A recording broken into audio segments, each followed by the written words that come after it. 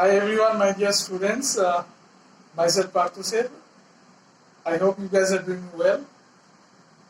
Let me introduce myself. I'm a management professional. I did my UG as well as PG from Bangalore City in the area of financial management as well as human resource management. I also did my MCom and also qualified UGC NET. My areas of interest are international finance, international business, international HRM, as well as banking and financial management. Today, I am going to talk about international business. Now, when you just talk about international business, first thing what comes into your mind? It is nothing but the international transaction between the two different nations or two different countries. It is the transaction between the home countries and the foreign countries. Worldwide, today in the age of globalization, international business is must. If you want to survive into the competitive market, you have to go for international, cross-border transaction. If you go back to history, if you see the British, the Dutch, the the French people, all they came from different parts of the world. They did the kind of domination in our countries. They have employed our people, our laborers. They have produced the goods and services. They have exploited us, and they have exported to their countries. Because they found that producing goods and services in India is cheaper than producing in their countries. So they used to produce here and they used to export in their home country. So that was a part of international business in the history. Now today we are talking international business in the area of globalization scenario. See, one of the important topics is balance of payment. When you are doing international business or international trade, you have to record your transactions. You have to find out what is the kind of flow is coming from other countries and what is the flow going out of the countries. Government has to maintain, every country's government are maintaining this balance of payments in different ways. But there are general formats there I am going to discuss. Now before that, balance of payment is basically nothing but kind of recorded transactions, or it's a kind of accounting statement. As you might have studied in accounts, there is a debit and credit, inflow and outflow. Similarly, in balance of payment, there is also debit side and credit side. When you are importing goods and services, when you are purchasing something, when you are investing somewhere, your flow is going out, your fund is going out, your cash is going out. When you are exporting, you are getting the inflow. So, different countries throughout the world, they are doing import and export with each other. If you see from India's point of view, we do more import than export. We import all of merchandise items like electronics items, garments items, all different kinds of consumable foods, oil, coal, steel, all we import from different countries, either China, Japan, US, European countries. Similarly, we export. We also export different kinds of agricultural products, minerals, marine products, dairy products, services like financial services, banking services, IT services. These services, what we are exporting, that is one of the major contributor today's in the growth of Indian economy. That is one of the major contributors. If you see the IT services companies, TCS, Infosys, Wipro, IBM, all are concentrated in different parts of the Indian cities like Bangalore, Hyderabad, Chennai, Pune, all those areas. Why? Because we are having the most talented skills and knowledges. India is proud today. We have achieved Chandrayaan. We have put our footprints in the South Pole of Moon, which nobody has done yet. We made a history. So we have got the best talented. We have got the best employees, best human resources throughout the world. We are having the most populated countries in the world. So that is a kind of advantages that resources is very much advantages for us. So we are exporting software services, banking services, insurance services, travel and tourism services. India is one of the major tourist destinations for the foreigners. If you go to Rajasthan, if you go to Delhi, if you go to Chennai, Bombay, all foreigners are coming there. So what is happening? When the foreigners is coming, we are getting the foreign currency. There is an inflow. So what happens? All these transactions is recorded. If you see balance of payment, it is a kind of recorded transaction of different international transactions. There are mainly three parts: current account, capital account, and reserves of all these different currencies and gold and metal items. Now, what is current account? Current account consists of transaction of imports and exports of goods and services, as I said, merchandise items or the services.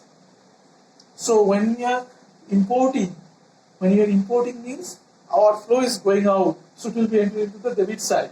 When you are exporting, there is an inflow, so there will be a credit side. Similarly, invisible items like insurance services, banking services, or tourism services, whatever we are importing and exporting, that will be recorded in the debit or credit side. Then transfer.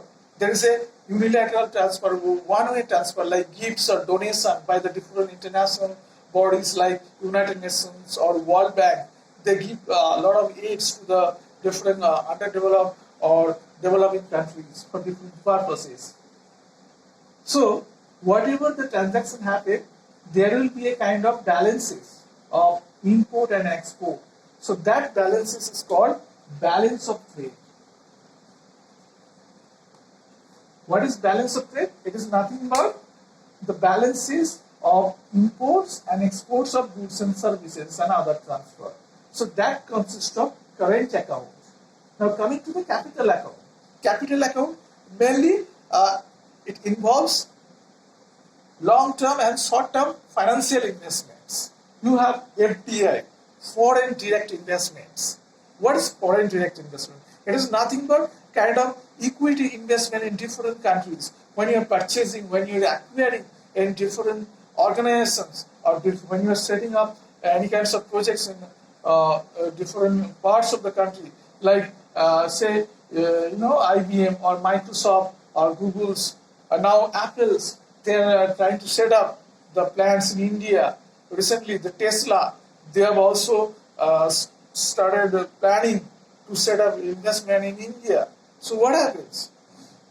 All these software companies, those who have invested here, so there is a kind of inflow. So there is a kind of credit. So whatever the services we are exporting, financial and services, so that comes under the capital accounts. Then foreign portfolio investment. It is nothing but investments or kinds of international transactions in the financial instruments, financial markets. You have stock market, you have banks, financial institution, you have debt securities, you have bonds, you have mutual funds. Foreigners, they come and they invest into our stock market like Bombay Stock Exchange, National Stock Exchange. They do a lot of transactions in the area of equities and bonds or debentures. Similarly, in Indians, we also invest in the foreign countries. So that is a foreign portfolio investment. That is also kinds of outflow and inflow. Then loans and advances by India as well as two other countries. India receives loans and advances from different countries, and they also provide loans and advances to other countries. Then bank deposits, bank balances, all kinds of all the assets and liabilities. That is also comes under inflow and outflow of under capital accounts. So that is also a balance is maintained, inflow and outflow of capital account, mainly in the area of financial assets, long-term and short-term financial assets. Then third part, that is coming to the reserves. So what is reserves? Reserve is consist of different currencies like dollar, pounds, or Chinese yuan. Whenever there is a kinds of international transaction is happening, you have to deal with the dollar. Dollar is most worldwide traded currencies. US is dominated by worldwide. No currency is so much popular. So that's why their economy is very strong. They have huge reserves.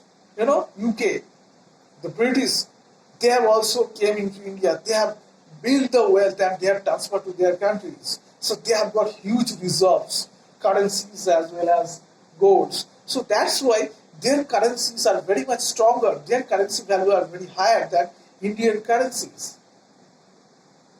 So that comes under the reserves. So there is an inflow and outflow of currencies and gold. Nowadays gold, every country they try to acquire gold. Previously, all the worldwide different countries they used to exchange through the gold standard system. Now it is not followed. It is only taken as the reserves. So these main three parts constitutes a balance of payment. So every country, every organization in the worldwide, they have to maintain this balance of payment. Now there can be a more import or more export. If there is a more export than import, then there will be a deficit. Or if there is a more export than import, there will be a surplus. Now that's a kinds of disequilibrium happens because this international business is affected by different worldwide different aspects, environmental aspects like geographical environment, political situation in different countries, economical situation, technological changes, legal changes, all this is happening while you are doing the international transaction. Now, how do you balance? So, Reserve Bank, they follows mainly two types of measures. Our central bank, not only Reserve Banks, every country's central bank, they follows mainly two types of measures to balance this equilibrium.